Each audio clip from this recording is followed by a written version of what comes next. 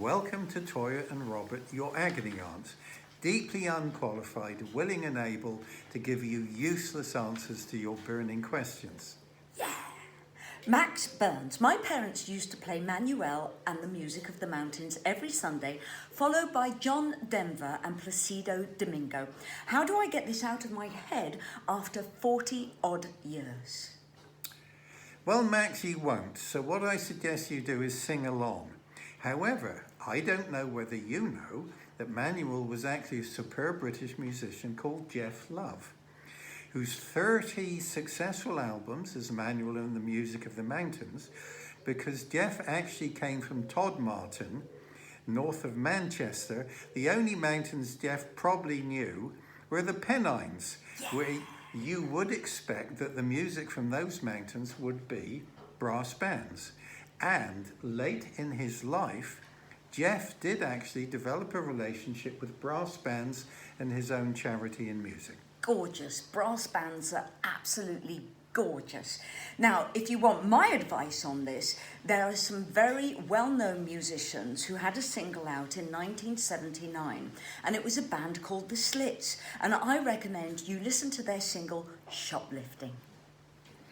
So, Jeremy Connors, what's all your favourite food and dishes? Any recipes you'd like to share when lockdown is over? Swing into Texas for a barbecue. Thank you, Jeremy. Thank you. May I interject, loving? What our chum probably doesn't know is that my wife is a two-time celebrity chef winner.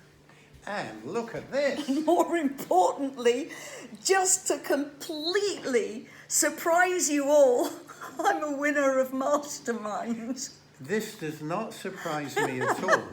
This does not surprise me at all. However, in terms of cooking and chefery, my wife is an artist. Jeremy, you probably wouldn't want us at one of your barbecues because we are mainly vegetarian. So we would like corn sausages and a tofu steak, followed by papaya and mango. Absolutely delicious. Thank you. Yes, please.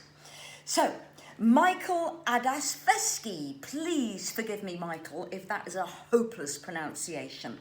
Since, and this refers to last week's, the interruption of creative thought. Since interrupting someone who is performing an act or experience of creativity is a criminal act, what should we deliver to the offender as a suitable punishment? Most sincerely, Uncle Mickey. Well, I would suggest asking the interrupting person, firstly, if they knew that they were interrupting. It's a bit tame. And then asking the same question 7 times. Why? To get to the root of the interruption. Was it intentional? If so, what was the motivation? Are they a creep? Are they seeking to do a favor by refreshing the artist's reconnection with their process? We need to know. This is a burning question for me. Look, matey. It is a deliberate interruption. It is a criminal offence, which only a cold cucumber that is just before the freezing point going down the front of the pants or the back of the pants, as long as the offender is over 18. And then you hold it there until it thaws. Sarah Wainwright, how do I get my husband to stop smoking? Do either of you smoke? No. Well, there's 2 questions. I'll address the first. Perhaps Sarah would like to sit on her husband's face.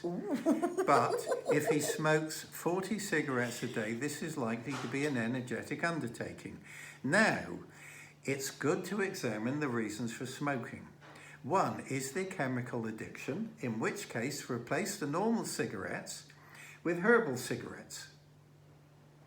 Seriously? Secondly, there is a twitch factor. What do we do with our hands if they're not engaged with the cigarette? Well, perhaps learn knitting or crochet. And thirdly, there's a social factor. When we go out, perhaps we reach for a cigarette to move into society, in which case we simply stay in. Sarah, if your husband is smoking, go get a bucket of water and throw it over him. He could be in trouble. Rob Grimberg, will kipper ties ever come back in fashion? Yes. Or should I put my rather large collection in the bin? Well, there's two questions there, and the first is, yes, they may come back, but we don't know when. Perhaps 40 years, and I will answer the second question. Please do not throw away your collection of kipper ties. Sew them together into a bedspread. A quilted bedspread. They're heirlooms for your children, your grandchildren. You can have a kipper tie quilted bedspread. Lovely. And if they're anything like my husband's ties, they'll have virtually every meal he's ever eaten on them. So there's another lovely memory and aroma. Ian Stubbs, question. I've uploaded my song on YouTube. How many plays does it need before I am officially a rock god as my occupation?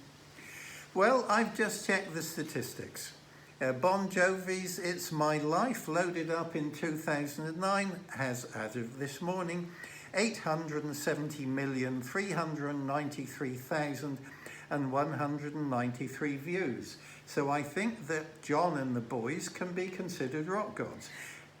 And as a comparable statistic, I've just looked up my Quiet Moments 17, released last Friday, and its views as of this morning is 2,101. No. I am not a rock god.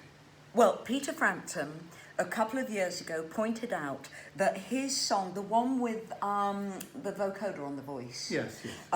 Forgive me for not knowing the name.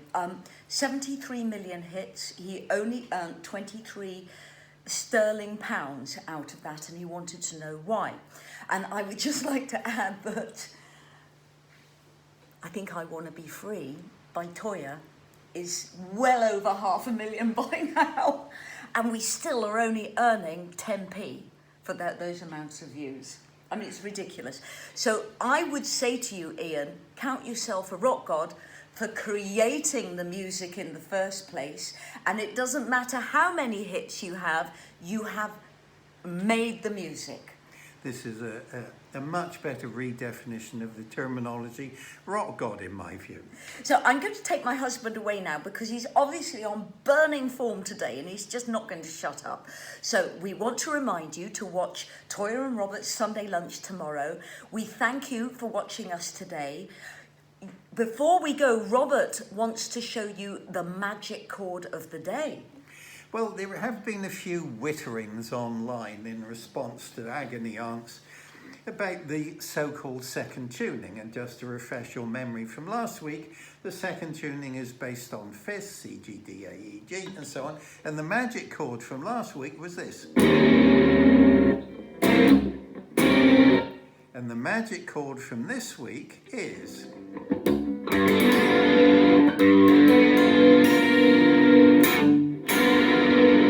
Did you hear that? Well, do it again, then people can see your hands. All right, here we go. So we have G, D, B, F, B flat, G seventh, augmented ninth. I'm laughing because I got more of my fingers in that than your guitar. That works for me. Ladies and gentlemen, young people, free people, happy people, sad people, we are here for you. Send your questions in. We care about you. Stay safe. See you tomorrow. Be well. Be Toyah well. and Robert Sunday Lunch.